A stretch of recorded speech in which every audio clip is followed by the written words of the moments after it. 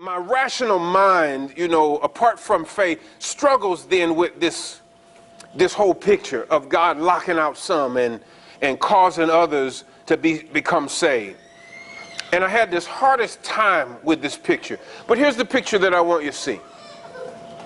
It's not as if God is being unfair at any moment in history, because from amongst everyone that he chooses, they're all disobedient. So it's not as if by choosing one and not choosing the other, he's being unfair to the one who's not chosen, because the one who's not chosen has been disobedient to him. He has rejected him.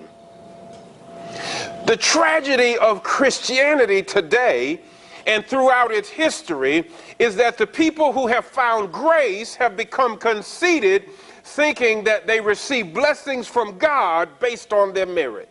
That continues to be the greatest nemesis to the faith. It's the greatest hindrance to the proclamation of the gospel, that people will proclaim Jesus and have other people hear, I have to act right. The greatest nemesis to what Jesus was doing was the Pharisee. Greatest obstacle to the Apostle Paul preaching the gospel was the Judaizer. The greatest hindrance to the gospel presently is the legalist, the self-righteous. Now watch this.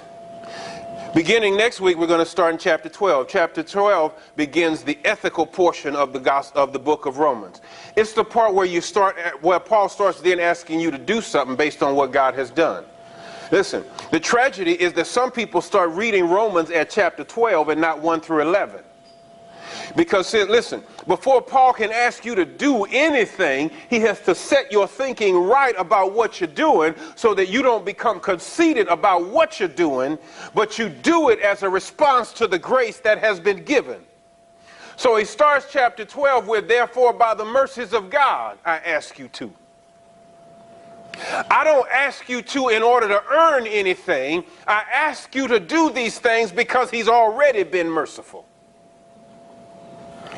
And he says, I want you to present your body as a living sacrifice. I want you to give your life to God as a living sacrifice, not a sacrifice that dies, but one that lives. And he says, that's your reasonable act of worship.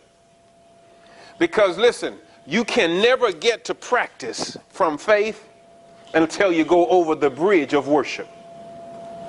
Did y'all hear that? Listen, if you try to practice anything Christian without having lived in the land of faith and then cross the bridge of worship to do anything, you're going to find yourself conceited or arrogant or broken off.